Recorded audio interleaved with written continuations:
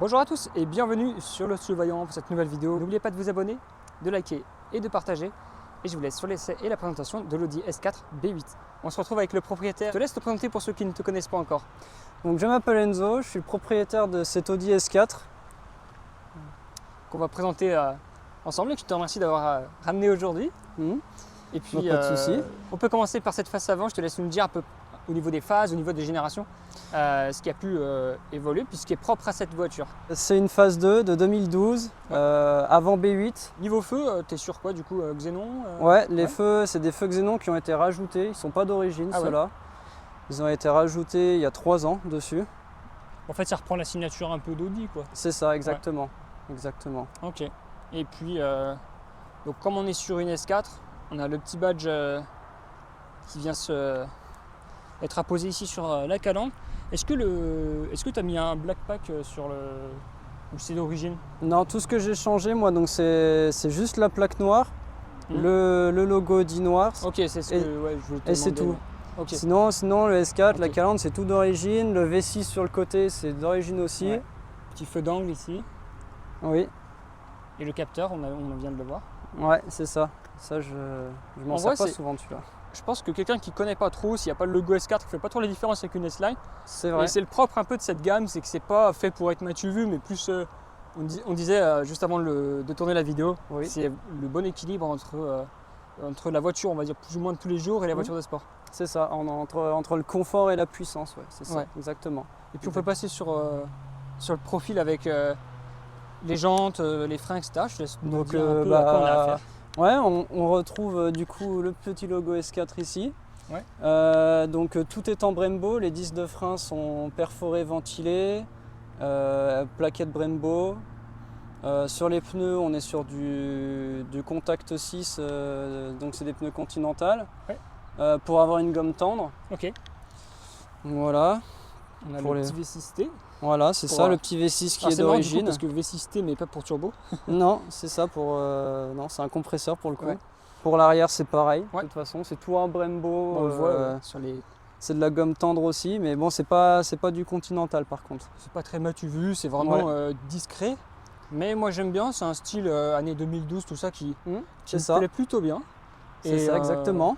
Puis l'arrière, là, on voit un peu plus que c'est un modèle voilà, c'est ça. Pour l'arrière, donc pareil, ce qui a été changé, donc c'est plaque noire, logo Audi noir, tout simplement. Le S4, c'est d'origine.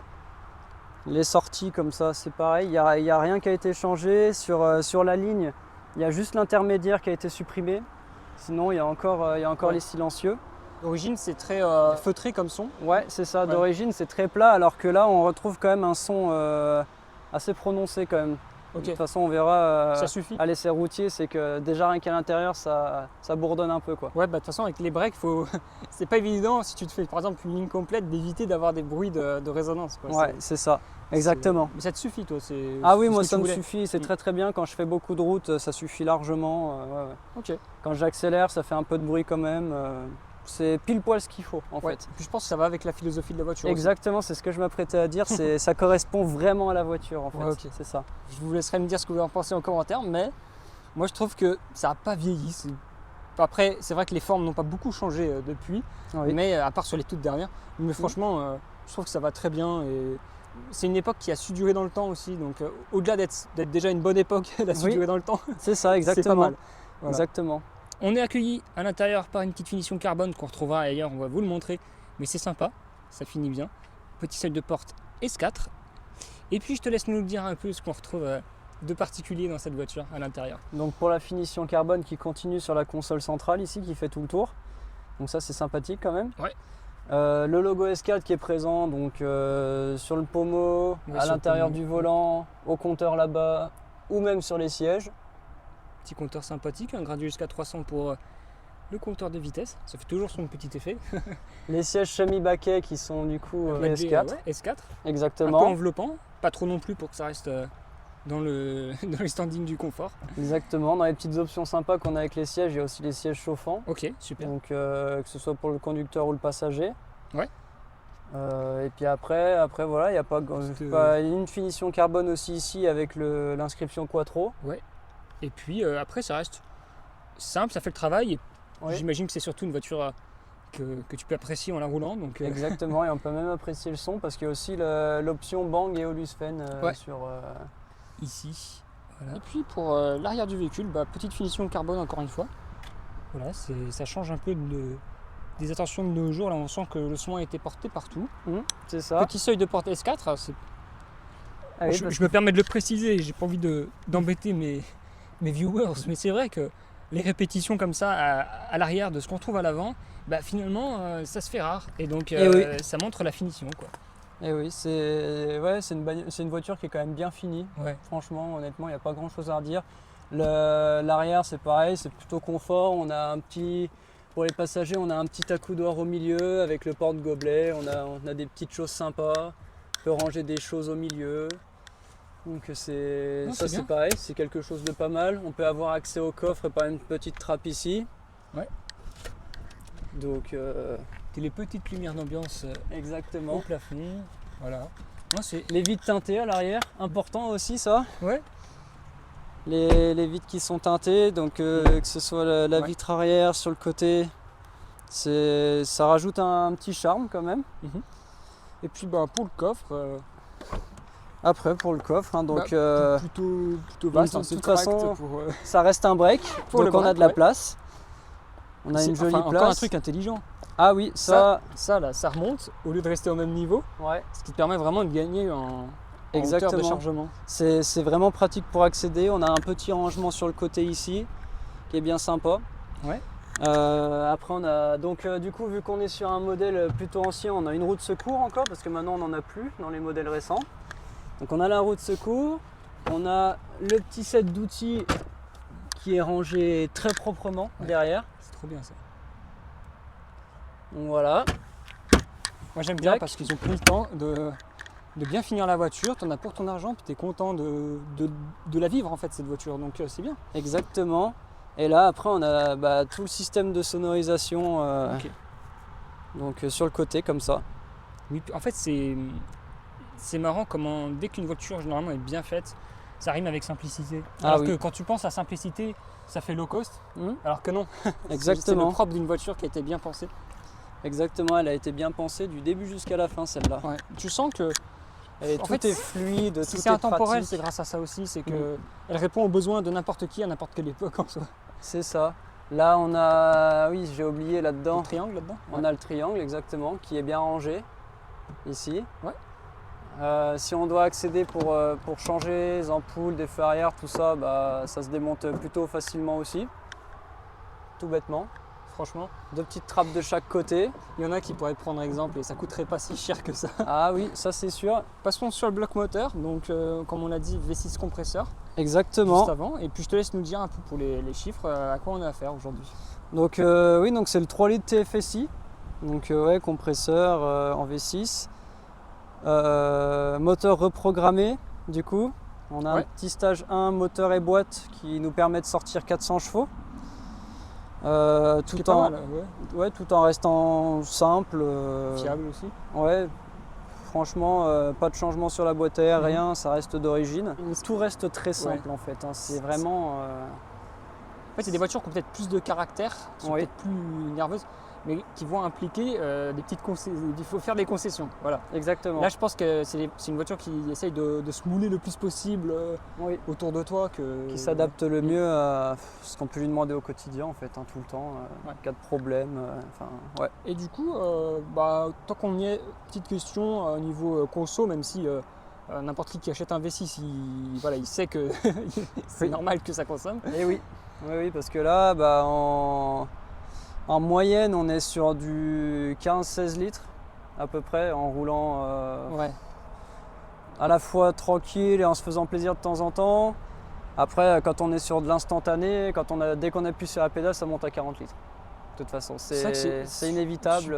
Tu vois, je m'attendais un peu, mais je suis même un peu surpris que ce soit autant. Et le compresseur n'aide pas finalement. Oui, n'arrange rien, exactement. Au niveau de la consommation, ça joue beaucoup. D'accord. Donc voilà. Mais c'est intéressant le compresseur parce qu'on est trop habitué au moteur turbo. Donc, puis bon, le nom est un peu trompeur aussi parce qu'ils ont mis le T dedans. Donc voilà. Mais franchement, ça va être l'occasion de découvrir aussi ce type de conduite qui n'est pas forcément courant.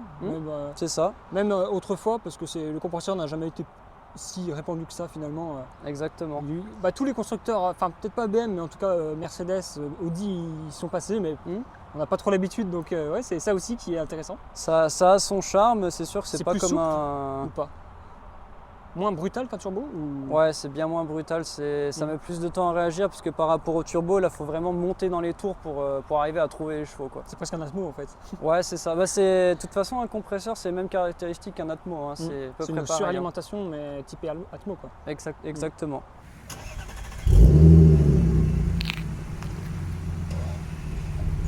Bon, on se retrouve à bord de la S4. Donc je vais la prendre en main tranquillement. Déjà, je te remercie pour la confiance. Pas de soucis, c'est normal. De toute façon, tu verras, pour la prendre en main, c'est en toute simplicité. Là, on le voit déjà, on roule tranquille.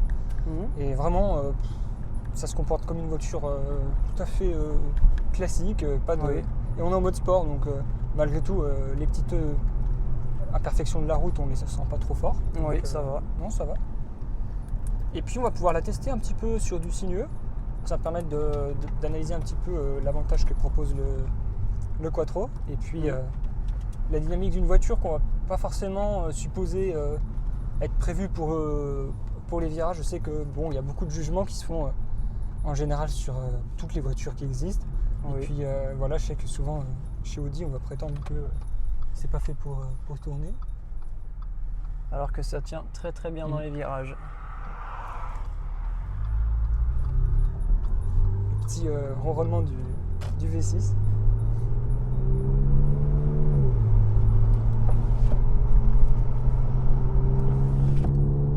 Ouais, c'est sympa. C'est juste encore là, tu tapes pas de. Ah non, là vraiment, je la prends en main tranquille. Quand tu veux vraiment entendre le bruit et que tu entends à chaque rapport, elle claque, c'est vraiment quand tu prends des tours. Mais ça, de toute façon, c'est que c'est un compresseur, alors il n'y a pas le choix. Et c'est très souple parce que franchement, je suis à 2-3% de la pédale, même pas, vraiment à rien du tout. Et là, je suis à 80 et c'est vraiment très tranquille, très souple. Oui. Ça, c'est. En fait, c'est un énorme agrément au quotidien. Alors, je suis étonné que du coup que tu me dises que ça consomme autant parce que finalement, au ressenti comme ça, juste à la pédale et tout, je ne penserais pas parce que ça a l'air tellement calme, tellement souple. Ah oui, mais pourtant derrière. On est à 2500 tours, tranquille. C'est un très peu. insonorisé, très silencieux. Oui. C'est sympa ça. Je sais pas si vous la verrez. Ah oui, elle est jolie. 612, je crois. Scaglietti. Oui, il fait le petit homme pointe. Oui. Elle le fait effectivement. Mais ça, c'est qu'un mode sport. Hein. Ouais. Sinon, vraiment, quand tu es en drive normal, tu n'as aucune sensation, tu n'as aucun rapport plus haut que l'autre. Enfin, c'est vraiment très très calme. Si tu veux entendre les vitesses qui pètent un peu, il faut monter vers les 4000 tours à peu près. D'accord. Ah ouais, c'est. Ouais, réponse immédiate.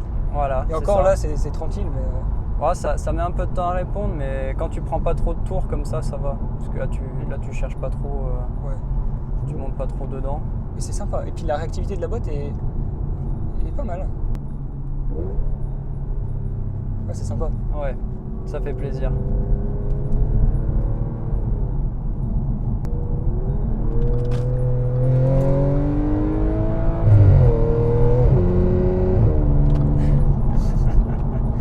C'est marrant. Après, il faut que je m'habitue un peu à la gestion de la boîte. Mais comme tu le disais, c'est assez progressif. Et pour 400 chevaux, ça va. Je conduis pas des voitures de 400 chevaux tous les jours. Ouais. Ça pourrait être beaucoup plus surprenant. Là, ça va en vrai. C'est pas monstrueusement. Après, c'est parce que tu tires pas dedans aussi. Oui, bon, là, j'ai fait une accélération. Mais elle n'était pas. J'étais pas mal surpris, tu vois.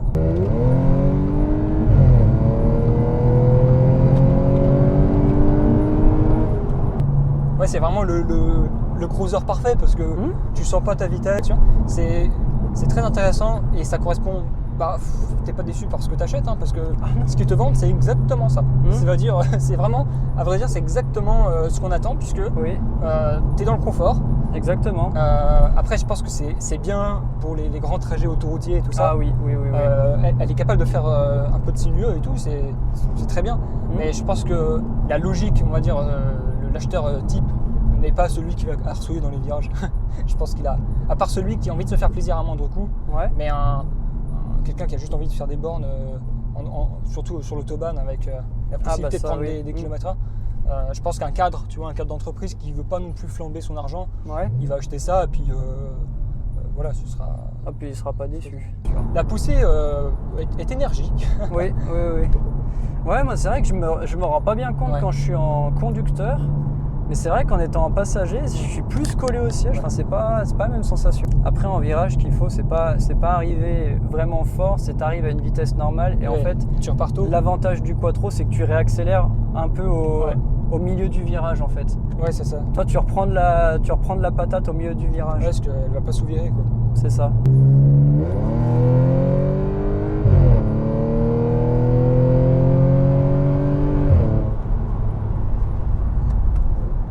Ouais, tu vois, c'est...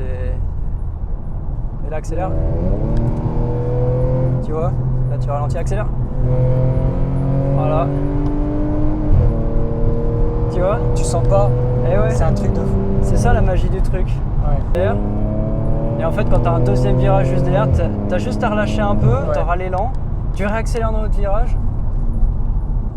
En fait, il faut vraiment freiner parce que tu ne te rends pas compte de la vitesse que tu prends.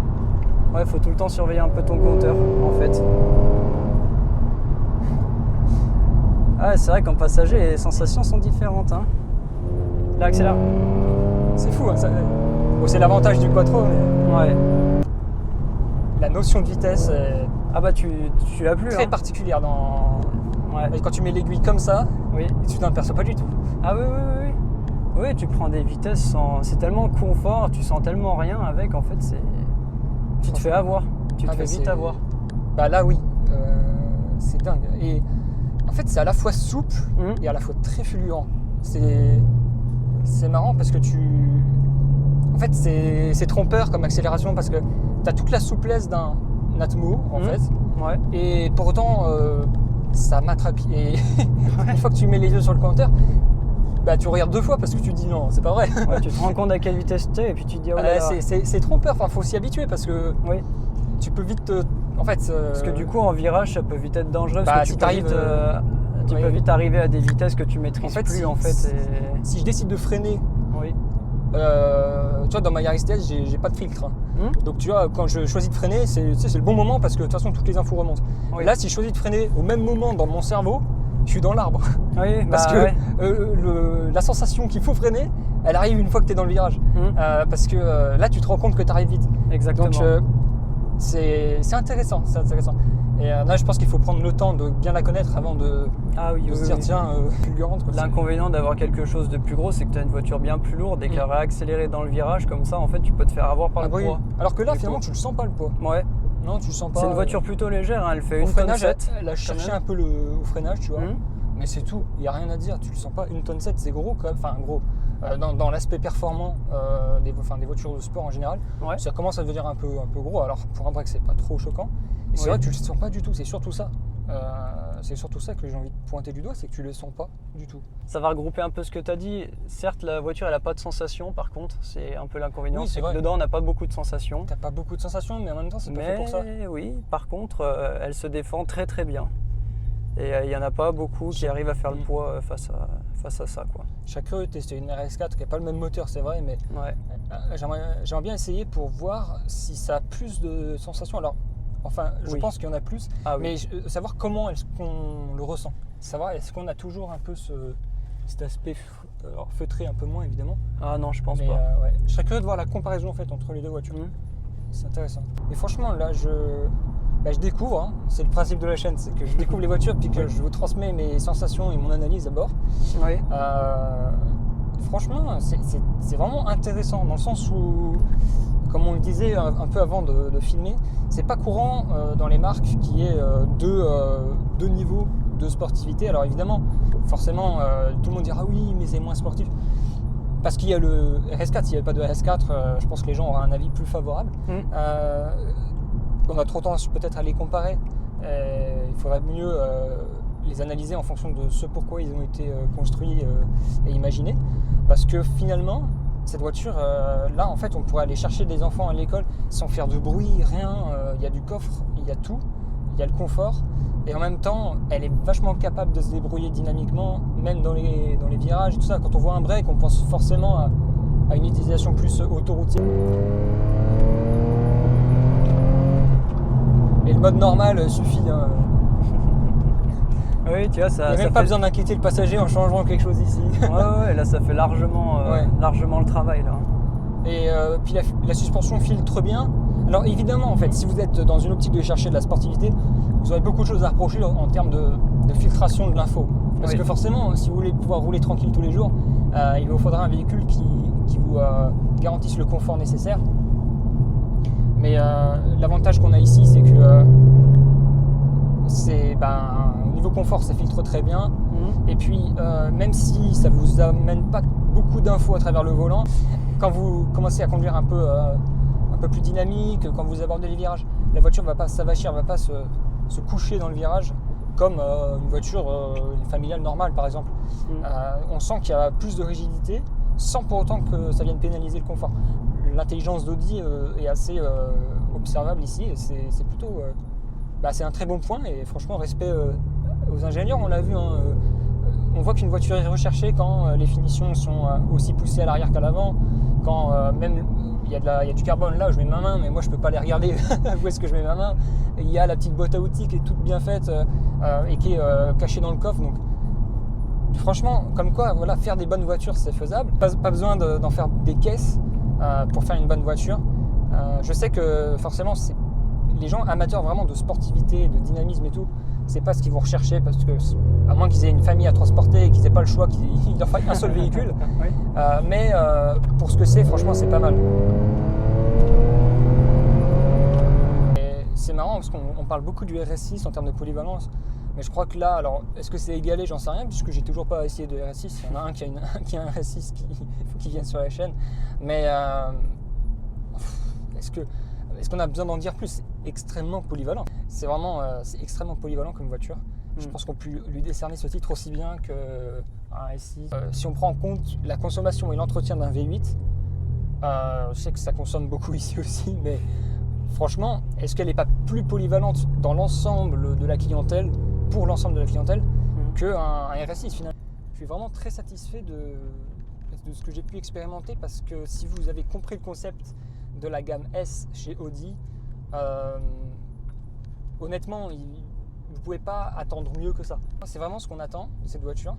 Et avec la petite reprog, je crois qu'on a atteint un bon niveau à la fois de performance, d'agilité, de confort, tout simplement de polyvalence avec tout l'espace dans le coffre qu'on a. Donc voilà, je vous retrouve pour la conclusion juste après. Moi, ça me permet de vous débriefer un petit peu de la conduite. Donc vraiment, en fait, je ne peux pas reprocher quoi que ce soit à cette voiture parce qu'elle amène tout ce qu'on attend de sa catégorie, de sa gamme. Je pense que pour les gens qui sont vraiment amateurs de sportivité, c'est pas ce qu'il leur faut. C'est plus les gens qui vont chercher le meilleur compromis et peut-être ceux, par exemple, qui n'auront pas la possibilité d'avoir plusieurs voitures, mais qui voudront avoir plusieurs ingrédients dans la même voiture. Et là, vous les retrouverez certainement. Et puis la finition, j'ai pas besoin d'en parler, c'est encore des années pas mal. Et si cette voiture pouvait être plus connue et plus répandue, je pense qu'elle le mériterait. Et je pense qu'il y a beaucoup de gens qui mériteraient d'avoir cette voiture dans le sens où elle est très gratifiante et ils mériteraient de faire cette découverte satisfaisante aussi, d'expérimenter ce que propose cette voiture. Donc voilà, et encore une fois, si je peux poser ça à la fin de la vidéo, je sais qu'il y a beaucoup de gens qui comparent Audi et BM, c'est deux marques différentes et puis surtout, là par exemple ça c'est l'antithèse, c'est aux antipodes de ce que propose BMW. À la rigueur, vous pourrez trouver un esprit confort et plus gentleman chez Alpina, mais c'est vrai que il faut vraiment l'approcher avec une vision Audi S et pas autre chose. Sinon vous ne comprendrez pas cette voiture et vous ne pourrez pas l'apprécier. Après voilà, chacun ses goûts et ses couleurs, mais je pense que pour analyser une voiture, il faut vraiment, je pense, relire un petit peu le cahier des charges et puis après vous cochez les cases. Puis vous verrez si la voiture est une bonne voiture par rapport à ce à quoi elle a été destinée. Voilà, je vous laisse sur la conclusion et puis voilà, j'espère que ça vous aura plu. On se retrouve pour conclure cette vidéo. Donc avant toute chose, je te remercie pour l'opportunité d'aujourd'hui. Ça faisait très longtemps que je n'ai pas filmé une Audi, donc si tu as un petit mot à dire pour la fin. Je mettrai tes réseaux en bas de l'écran. Oui, du coup, pour ceux qui sont intéressés par des rassemblements voitures totalement légaux, encadrés, sécurisés, autorisés par le département, il y a une structure qui va ouvrir ses portes dans l'Ain l'année prochaine, entre Lyon, Bourg-en-Bresse et Mâcon. Sur Instagram, ça s'appelle Arena Event 01. Donc n'hésitez pas à aller faire un tour, à aller soutenir ce projet. Il y aura des espaces drift, restauration, boissons et bien évidemment exposition voiture, moto, voiture ancienne, un peu tout qui tourne autour. Voilà. Donc voilà, si ça vous intéresse, vous êtes du secteur un peu Rhône-Alpes, Bourgogne, n'hésitez pas. Exactement. Et puis, écoute, merci. Et puis on va pouvoir conclure cette vidéo. Donc je vous invite à vous abonner, à liker, à partager. J'espère que vous aurez apprécié ce contenu et je vous dis surtout à très vite et portez-vous bien.